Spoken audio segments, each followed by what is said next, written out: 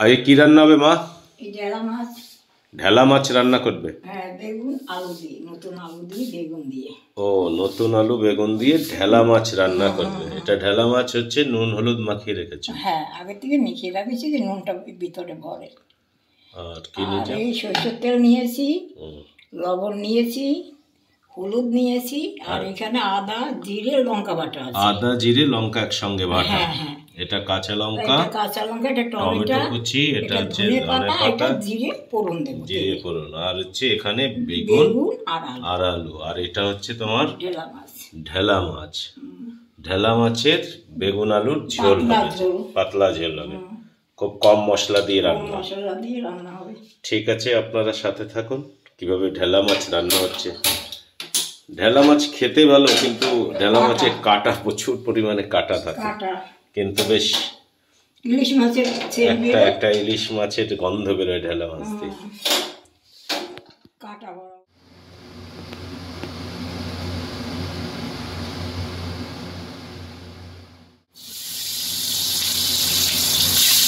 মাছগুলো ভেজে নিতে হবে।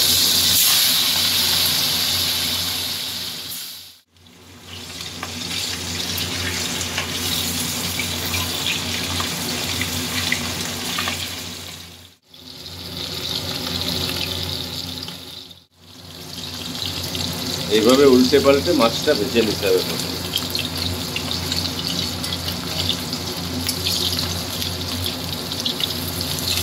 ভাজা হয়ে গেছে মাছটা,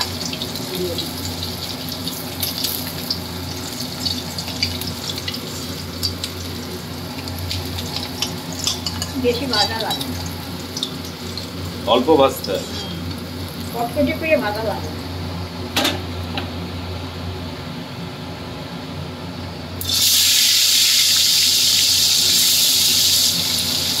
সব মাছগুলো প্রথমে এইভাবে অল্প ভেজে নিতে হবে।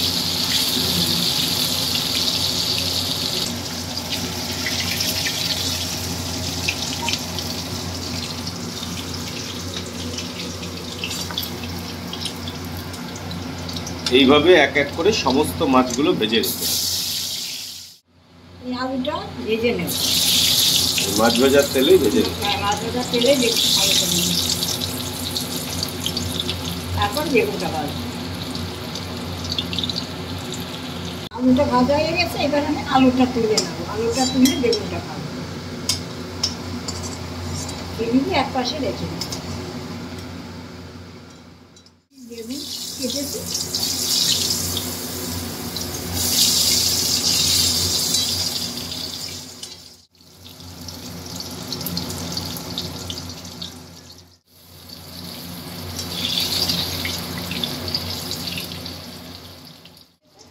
এবারে বেগুনটা আমি তুলে দিচ্ছি।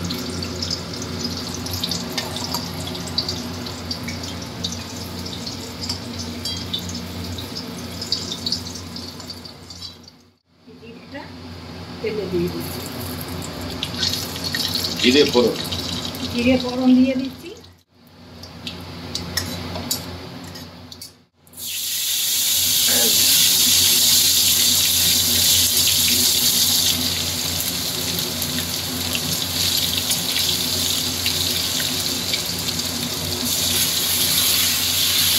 আগে টমেটো দিলে, মানে জিরে ফোড়ন দিয়ে টমেটো, তারপরে তোমার যে পেস্ট, পেস্টে কি কি ছিল? আদা জিরে আর লঙ্কা।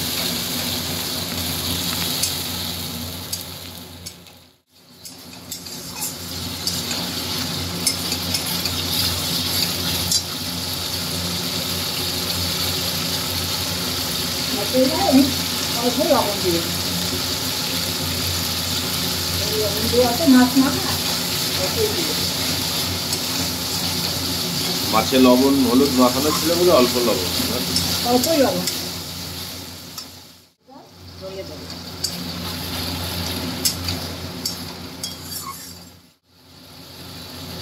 এবার আমি হলুদ দিয়ে দিচ্ছি,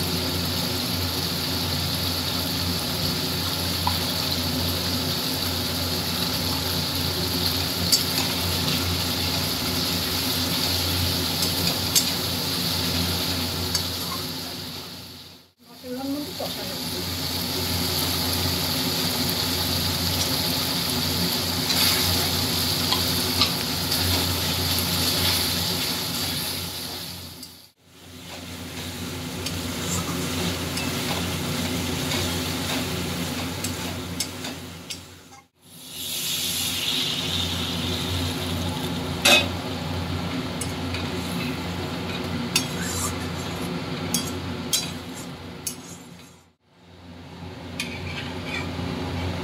ঝোলটা ফুটে গেছে, এবার আমি মাছটা দিয়ে দেবো, আর বেগুনটা পরে দেবো।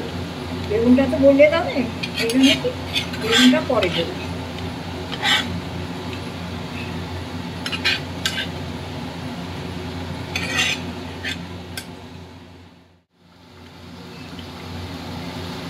বেগুনটা দিয়ে দিচ্ছি।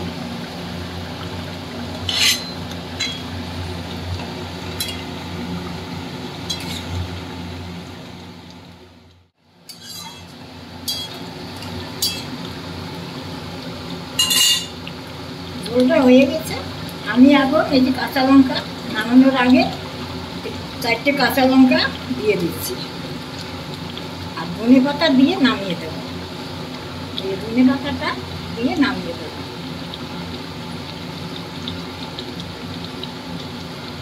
সবটা দেবো না, অল্পই দেবো।